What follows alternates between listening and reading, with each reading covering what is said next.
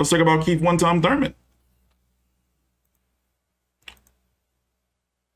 It's a damn shame that, you know, can I go ahead and say it? I don't feel it from Keith Thurman no more. I know I'm a little, today I've been all negative and shit, but it's just like, bro, I don't know, man. The layoffs, and I wonder about the hunger.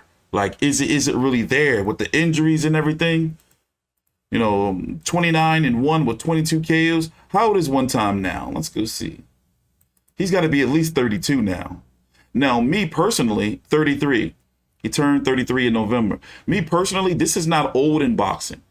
You know, years ago, not even years ago, 10, 15 years ago, if you was 30-something, like 32, 33, they was like, yeah, you know, you're on your way out. But to me, especially with the fact that fighters don't fight as much as they used to, it's not really that old to me anymore, to me, with modern medicine and technology and shit. 29-1 with 22 KOs. Only lost to Manny Pacquiao.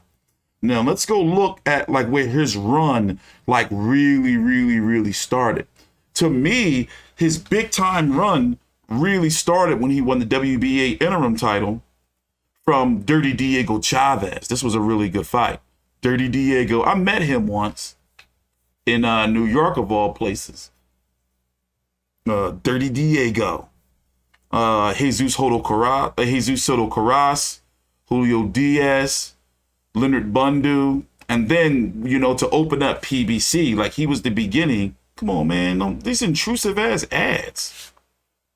Get off my screen, man. Jesus. All right. So, opening up PBC against Robert Guerrero, that was a good ass fight. Now remember, Robert Guerrero was one of the guys that was like, yo, I'm not going to be a stepping stone for one of these young guys coming up. That was Keith Thurman at the time he was talking about, when guys like Paulie Malignaggi wasn't fighting.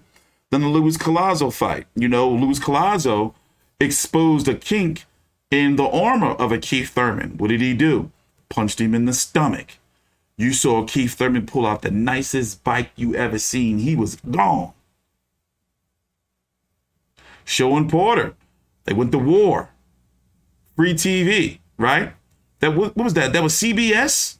Or was it NBC? I believe it was CBS. I don't remember.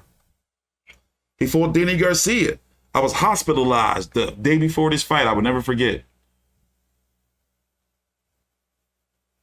You know, went to war with him, won a split decision. I think he clearly won. Josesito Lopez, he come back from a layoff, a near 2-year layoff. What does Josesito Lopez do? Punch him in the stomach. Had him get on the bike, ponytail off, flinging around in slow motion.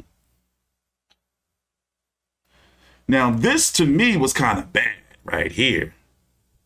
It was like, all right, Manny Pacquiao's a legend.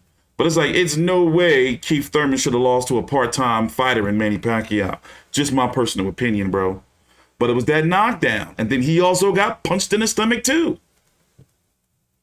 So I guess that's to go ahead and say, this is why I'm giving Mario Barrios a chance. Keith Thurman's got to rebuild the trust. I don't trust him. I don't trust him. And who is to say that if he was to win, he's not going to take another 2-year layoff? Did you know he was almost eligible for the Hall of Fame if he didn't take this fight? He was approaching a 3-year layoff.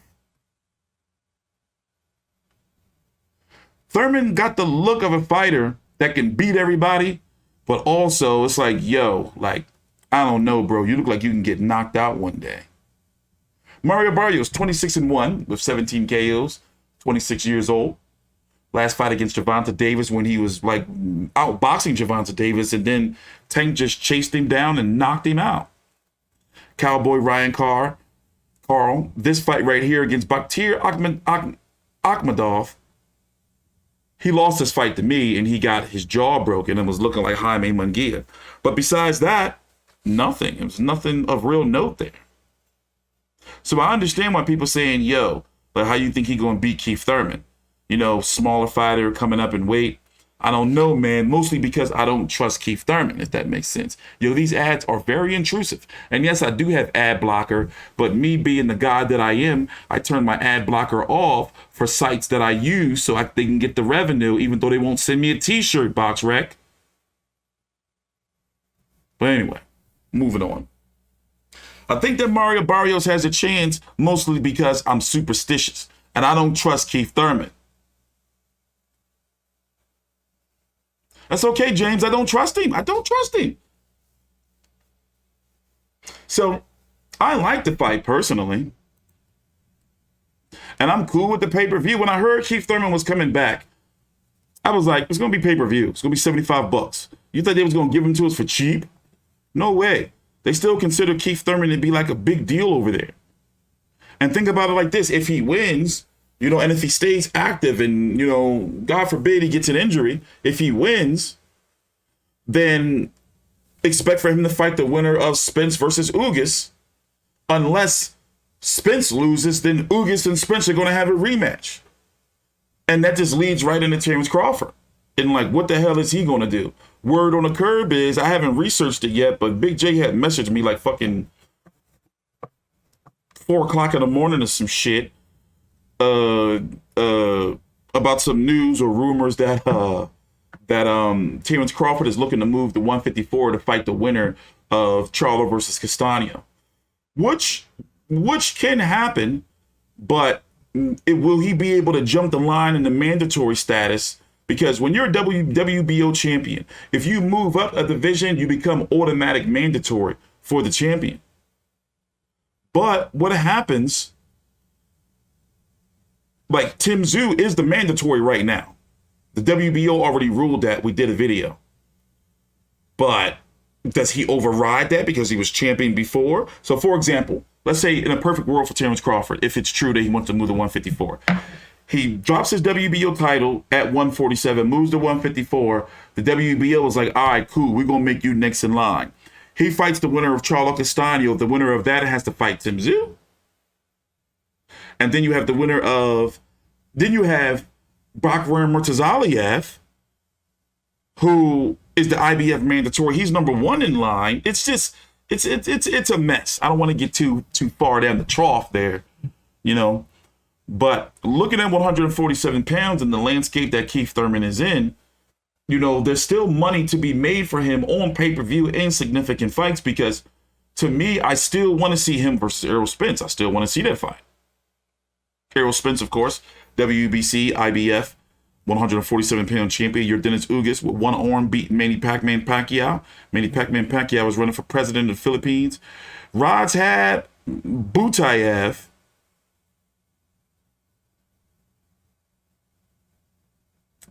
I wonder what's going to happen with Stanionis, because Ugas was supposed to fight Stanionis, but the WBA is like, all right, we'll let you fight Spence. So will Radzhab Butayev fight Stanionis to unify that interim title and that mandatory position? Because see, here's the thing. If PBC wants to really keep shit in-house and Spence stays at 147, you can have, and Keith Thurman wins, you can have, okay, Keith Thurman beats Barrios, boom. Errol Spence beats Ugas, okay, boom. Then you have Spence versus Thurman. Then the winner of that would have to fight their WBA mandatory, which would be Stanionis or Butayev.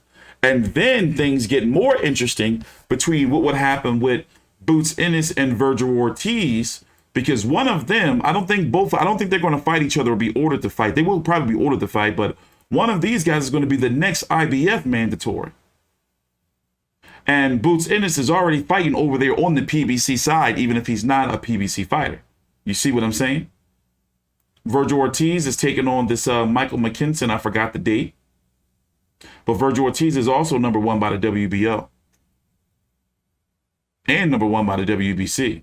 So things can get very interesting in the next couple of years. But is Terrence Crawford trying to move up to 154 so when Spence moves up, you know, these guys got to fight, man. They got to fight. This shit is getting old now. And it's pissing me the fuck off. See, here I am. Now I'm going to start cussing up a storm. How have you guys been? I've been busy as shit. But the good thing is it's almost over. I can't wait to get back to the cover boxing. I missed you guys. I missed you guys so much. I missed you. Like, I'm happy to be here and shit. Like today, Like I woke up, I went to the market, and it was like I was in the house. I wasn't doing a bunch of running around. Tomorrow, I'm in the house. You know how good that feels? I'm a natural hermit. So me having to be out there and dealing with the degenerate world, you know, and all of the viruses and shit, no way, man. No way. But we are going to be here covering boxing this weekend. I am covering the Don King card. Tomorrow, I'm covering the Sergio Martinez card. The Top Ring card, I'll be peeking in. But my card of the weekend is the Don King card. That's the one I'm looking forward to. Like, that's the one I'm looking forward to. And as I said, you know, I'm cool with the Keith Thurman, Mario Barrios card. Let me pull it up real quick. I'm cool with it. Leo Santa Cruz is back.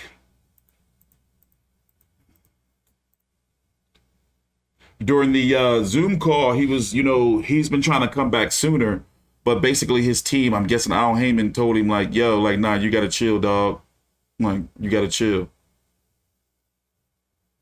He's fighting a Keenan Carbajal, who I checked, he is not ranked anywhere. And also, Leo Santa Cruz is saying he's going to be staying at 126 pounds. He's going to be staying at 126. So here's the guy who's fighting 23-2-1 with 15 KOs at Keenan Carbajal. Nobody of note that I know of on the resume. And of course, Leo Santa Cruz got put to sleep in his last fight by Gervonta Tank Davis, 37-2-1, 19 KOs. I'm surprised that he's back, not on his own event, but on like a co-feature or, you know, a chief supporter of an undercard. You know, he like Al Heyman's son. No bullshit. He even named his son Al Heyman. His son is named like Leo Al, like Al Leo Heyman Santa Cruz or some shit like that. You know? So he probably doing a favor for Al Heyman for that extra Mexican spice that they like to throw on the pay-per-views over there. What's that Mexican spice called? It come in like the seasoning packs. The cilantro and shit. They like come in like a little yellow box. You get like 6 packets. That's Leo Santa Cruz. Throw him on the pay-per-view. With a little bit of Louis Nery. With a little bit of this. 31-1, 24 KOs. He's opening up the... Wait a minute, let me check first. Before. The pay-per-view portion is going to be Abel Ramos versus Josesito Lopez. Whoo! Sazone, that's that shit. Whoo! Abel Ramos versus Josesito Lopez. That's opening up the pay-per-view. Or is it Nery? I think it's going to be Nery versus Castro opening up the pay-per-view. Abel Ramos versus Josesito Lopez. Then Leo Santa Cruz versus the Keenan Carbajal. And then a Keith Thurman versus Mario Barrios. I don't know, dog. I like the pay-per-view. I like the pay-per-view. Maybe it's just, you know, it's just me. But I'm digging that joint.